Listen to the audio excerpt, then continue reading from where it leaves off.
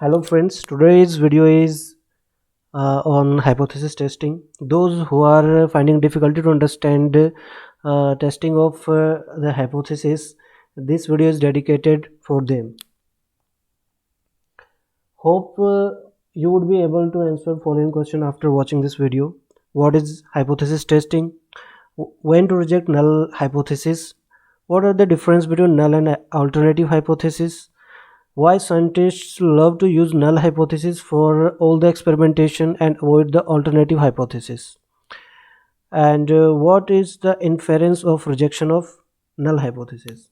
So, hypothesis testing involves the careful construction of two statements, the null hypothesis and the alternative hypothesis. These hypotheses can look very similar but are actually different. How do we know which hypothesis is null hypothesis and which one is the alternative hypothesis? We will see that there are a few ways to tell the difference. Starting with the null hypothesis. The null hypothesis reflects that there will be no observed effect in our experimentation. In a mathematical formulation of the null hypothesis, there will typically be an equal sign. It can be if an effect of drugs or effect of two risk factors or effect of something on the health outcomes or effect of other type of therapy and so on. So taking one example, two drugs are there, drug A and B. Both drugs cause reduction in serum glucose level. Here we want to know that whether drug A is superior to drug B in the reduction of serum glucose level. So we can construct two hypotheses on it. One null hypothesis and second is the alternate hypothesis. Null hypothesis we can consider that there is no difference between the group, like effect of drug A is equal to effect of drug B, and we can reject this. That will automatically show that the null hypothesis is wrong and the associated alternate hypothesis is correct one. What would be the alternative hypothesis for that? This case, taking the same example, drug A and B. So alternative hypothesis will assume that difference between these two drugs is present. So effect of drug A in reduction of serum glucose is not equal to effect of drug B on reduction of serum glucose. So here this is just an example. We can also make our hypothesis around the risk factors, various type of therapies, treatments, and other type of health outcomes. So similarly, null hypothesis, if we reject the alternative hypothesis, then our alternate statement, which is based on null hypothesis, will be proven. So here we can say that the alternative hypothesis is what we are attempting to demonstrate in an indirect way by the use of hypothesis test. One more thing, null hypothesis is denoted by H0 and the alternative hypothesis is denoted by HA or H1. Alternative hypothesis can also be termed as experimental hypothesis. So if the null hypothesis is rejected, then we accept the alternative hypothesis. If null hypothesis is not rejected, then we do not accept alternative hypothesis. Now, trying to compare null and alternative hypothesis. If a researcher is assuming that bearing capacity of a bridge is more than 10 tons, then the hypothesis under this study will be like this. If our aim is to see whether this bridge is able to bear more than 10 tons, our null hypothesis will be opposite to this If we are trying to see for the overall weight more than 10, so our hypothesis will be constructed like less than equal to 10 tons.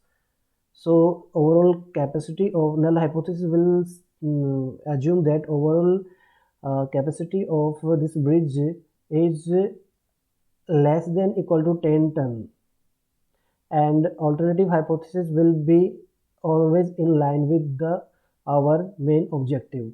So here alternative hypothesis will say that the overall capacity of this bridge is bridge to bear the weight, overall weight more than 10 tons. So by this example we can say that nature of these two hypotheses are totally different. In null hypothesis the researchers try to disprove something which they hypothesize, and in alternative hypothesis researchers try to prove what they have assumed. Okay, so again explaining the alternative hypothesis with null hypothesis. So null hypothesis will consider, if null hypothesis will consider x is equal to y, alternative hypothesis will consider that x is not equal to y. If null hypothesis consider x is less than equal to y, alternative hypothesis will consider x is more than y. Similarly, if null hypothesis consider x is more than equal to y, the alternative hypothesis will consider that x is less than y. So now let's try to construct both hypotheses on one objective. So we have an objective. We want to prove that mean body temperature of an adult is not 98.6 degree Fahrenheit. Just try to make the hypothesis, null hypothesis and alternative hypothesis. Here null hypothesis will be constructed like the mean body temperature of adult is equal to 98.6 degrees Fahrenheit, because null hypothesis will always be constructed just opposite to the objective which we want to prove. And finally we will try to disprove this assumption.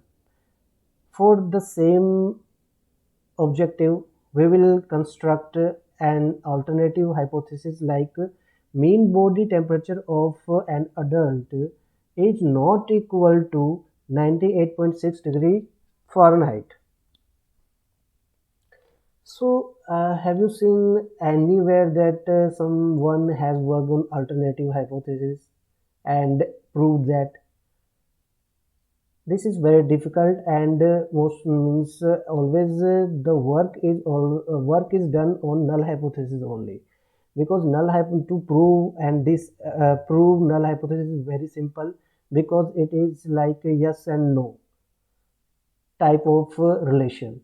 Either the statement is true or false. So there are two chances, 50-50, yes and no. Another side, alternative hypothesis will talk about relation between two variables.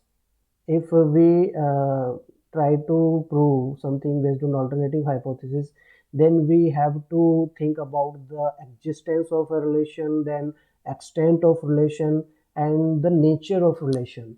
Like if some relation is present between two variables, then means first of all we have to prove that the relation is present or not.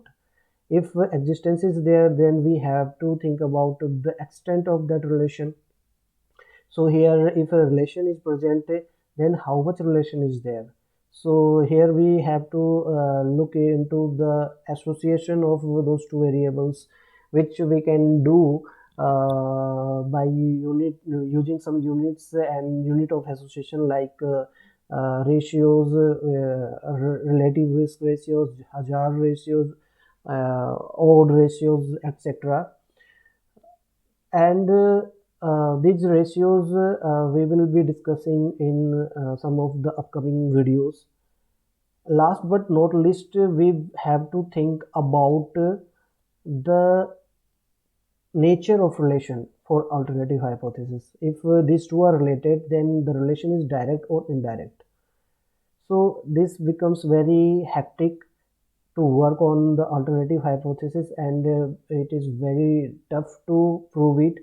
So always work is done, always any experiments are done always based on the null hypothesis and not based on any alternative hypothesis. Now we will be talking about the significance of rejection of null hypothesis. What does it mean that we have rejected any null hypothesis? See, while we infer these outcomes, we have to be a bit careful.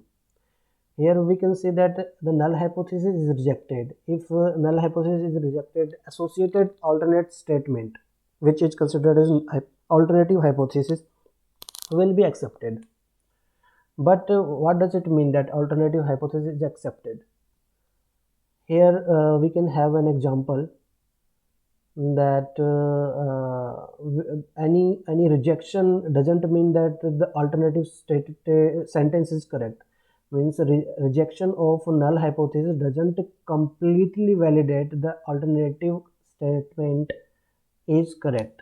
We can compare it with a legal verdict. Like if a person is declared that he is not guilty, it doesn't mean that person is innocent. It just means that we are not able to prove him guilty. If we want to prove that the person is innocent, we have to work on that.